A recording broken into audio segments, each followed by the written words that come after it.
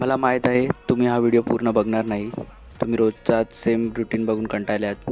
तरी पण सकाळी आज 6:05ला उठून मी केली माझ्या दिवसाची सुरुवात. सकाळी ब्रश वगैरे करून झाल्याच्यानंतर मी माझं विपश्यनाचं आसन सेट केलं आणि त्यानंतर मेडिटेशन करायला बसलो. मी पूर्ण 1 तासभर मेडिटेशन केलं.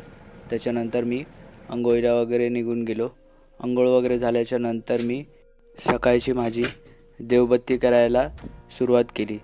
देवबत्ती वगैरे झाल्याच्यानंतर मी ऑफिसला जाण्यासाठी तयारी वगैरे केली आणि नंतर रेडी होऊन ऑफिससाठी निघालो.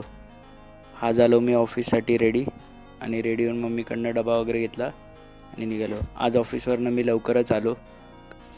आल्यावर मी फ्रेश वगैरे झालो आणि चेंज करून वगैरे माझं जरा बाईकचं काम होतं, बाईक रॅपिंगचं, ते करायसाठी उल्हासनगरला जाण्यासाठी रेडी झालो. मी लावला माझा चेस्ट माउंट आणि निघालो उल्हासनगरला. उल्हासनगरला मी जाताना माझा टी व्हीचा रिमोटही खराब झालेला. तो घेऊन तिकडे गेलो. बाईकचं रॅपिंगचं दुकान बंद होतं म्हणून मला परत यायला लागलं. तिथून मग परत लवकर आलो होतो तर स्वामींच्या मठात मी गेलो. मठाच्या इथे बाहेर गाडी लावून बाहेर चप्पल स्टँडवर चप्पल वगैरे काढून पाय वगैरे स्वच्छ पाण्याने धुवून मी मठात गेलो. मठात जाऊन स्वामींच्या पाय वगैरे पडलो आणि 5-10 मिनटं मंदिरात शांतपणे ध्यान लावून बसलो वगैरे.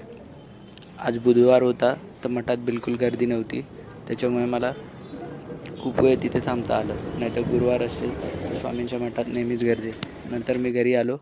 घरी आल्याच्यानंतर फ्रेश वगैरे झालो आणि मी माझी स्किपिंग रोप करायला सुरुवात केली.